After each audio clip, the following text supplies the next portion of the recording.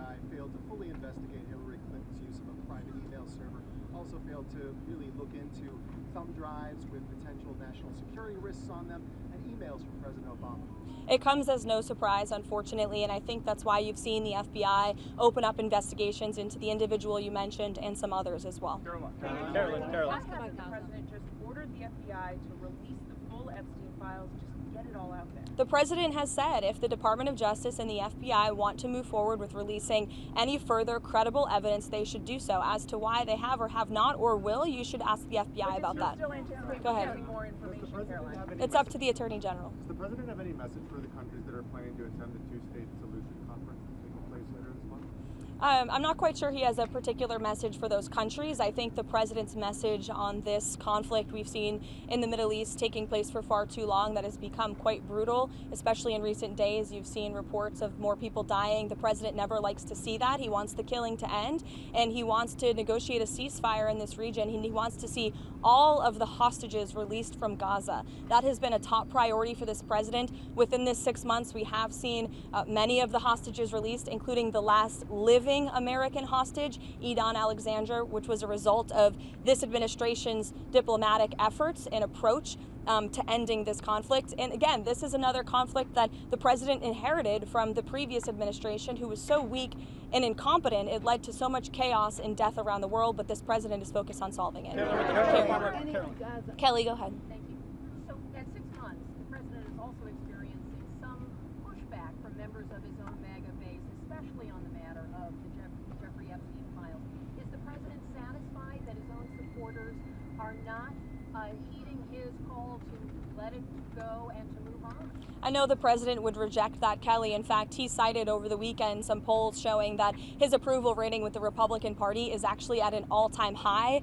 He's polling 90 to 95% amongst Republicans right now. That's higher than any Republican president or any leader of this party ever. The president is the creator and the leader of the Make America Great Again movement. It's his baby that he made, and he knows what his supporters want. It's transparency, and he has given them that on all accounts when it comes to everything this administration has done, especially when it just comes to the president himself, taking questions from all of you and the press corps on a near daily basis, multiple times a week. No question is off limits here at this White House, not just for the president, but myself as well. Kelly.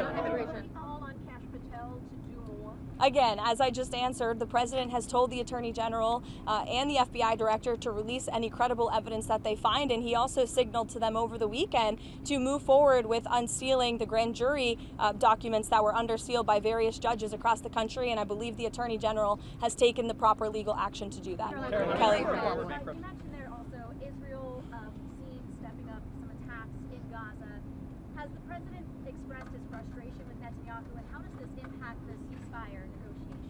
Well, look, the president enjoys a good working relationship with Prime Minister Bibi Netanyahu and stays in frequent communication with him. He was caught off guard by the bombing in Syria and also the bombing of a Catholic church in Gaza, which, as you know, I addressed at my briefing last week. And in both accounts, the president quickly called the prime minister to rectify those situations. And we saw Secretary Rubio intervene when it came to Syria. We saw a de-escalation there. And as for the bombing of the Catholic church in Gaza, the prime minister did put out a statement saying this was an accident and they deeply regretted that action on behalf of the state of Israel, following his conversation with the president.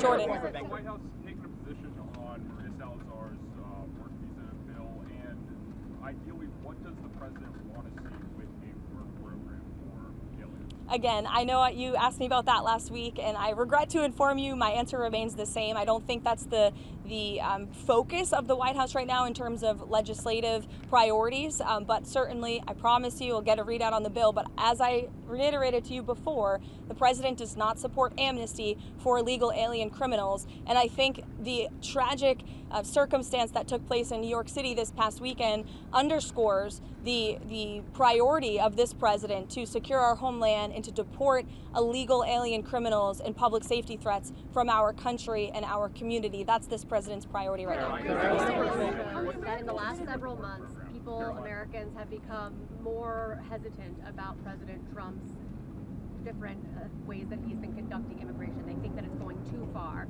Is the White House going to limit any ways that it is enforcing immigration across the country? I think the Trump administration is going to continue to focus on removing public safety threats and illegal alien criminals from sanctuary cities. The president himself has said that's the priority for him in this administration, which the vast majority of Americans do still support, removing illegal, heinous criminals from their communities. And ultimately, the best poll that was ever taken was on November 5th, when nearly 80 million Americans voted to re-elect this president, largely because of his immigration policies, and we've seen they've been a resounding success. Again, 0 illegal aliens were released into the country last month. That's a good thing for all of us standing here and for Americans across the country. Caroline, there are reports that President Trump or that FBI agents going through the Epstein files were told to flag President Trump's name if it came up. Is that something the president was aware of, or something that he directed those agents or the Department of Justice to do? I don't believe that's something the White House was aware of. You'd have to ask the FBI. Caroline, is President Trump satisfied with how aid's being distributed in Gaza right now?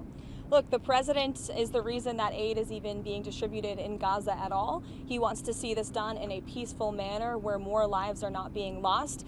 He hated seeing the pictures of starvation of women and children needing that, desperately needing that aid, which is why this administration came to a creative solution to bring that aid into the region.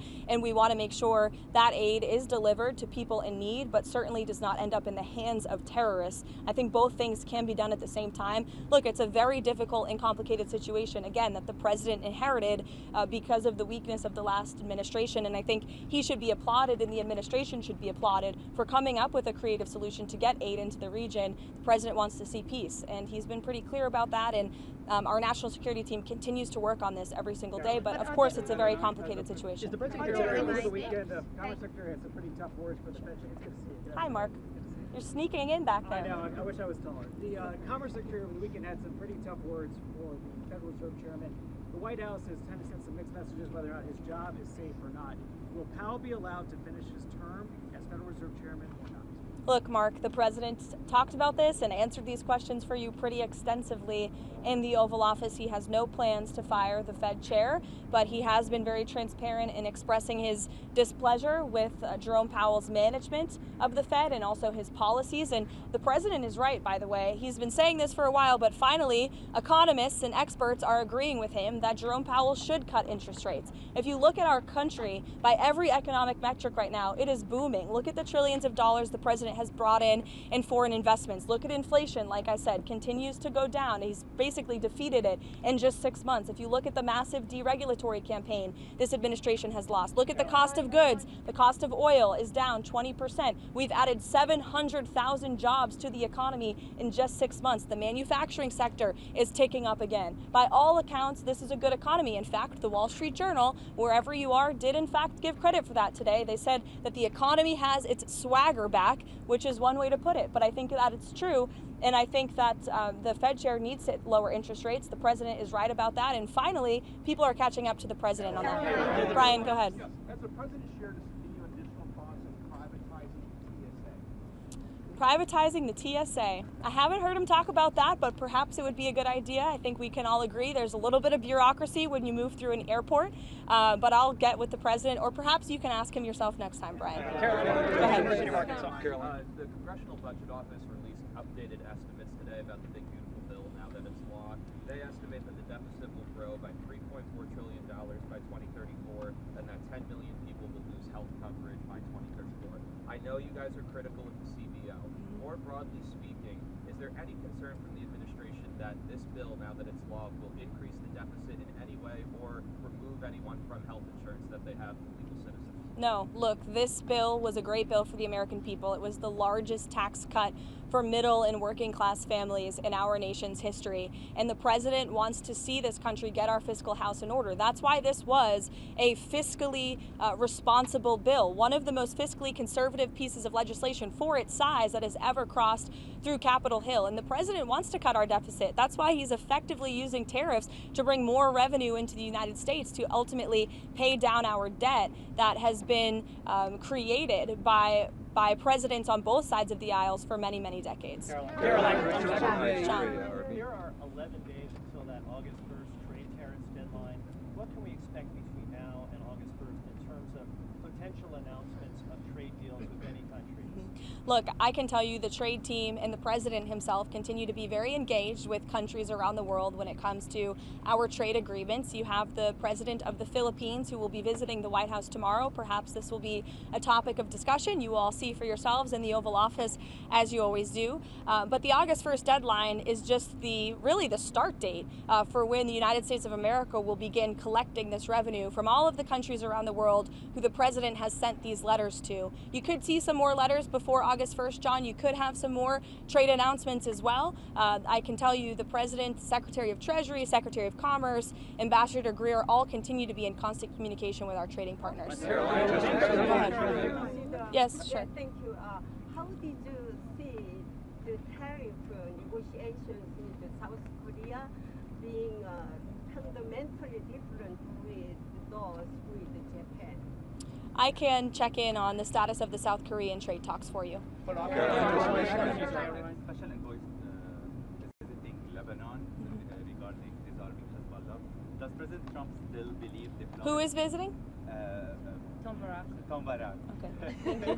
Special envoy Tom Barak is visiting Lebanon regarding disarming Hezbollah. Does President Trump still believe diplomacy can work with Lebanon while Hezbollah keeps its weapons?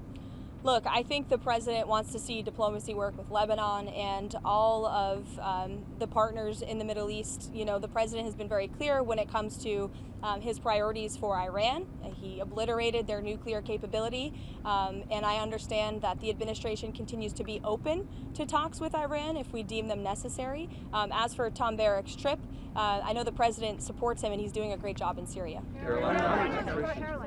According to the House Judiciary Committee, the Biden administration sent nearly $1 billion in taxpayer funds to the left organization in Israel to oppose Israeli Prime Minister Benjamin Netanyahu. What is the White House reaction? Well, it's not a surprise to me that the previous administration sent billions of dollars overseas for useless priorities that don't advance America's interests. We've seen a lot of that, which is why this administration has been very focused on clawing a lot of that money back and making sure the American government is spending American tax dollars on America's priorities. Thank you, guys. I'll see you later. Bankruptcies.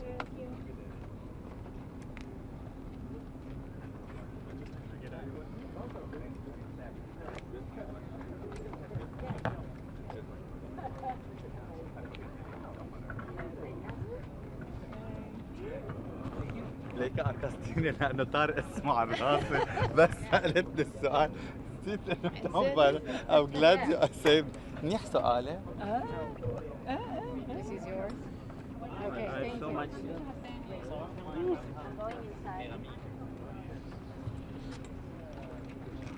I saw you there. Yeah. We're almost like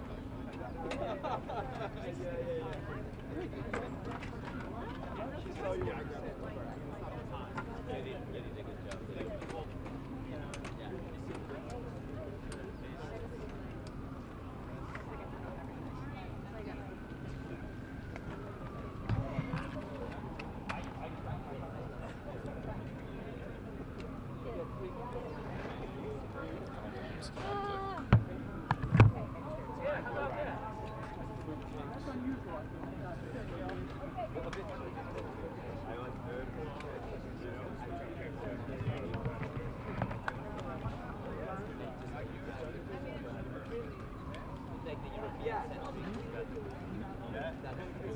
But are you going to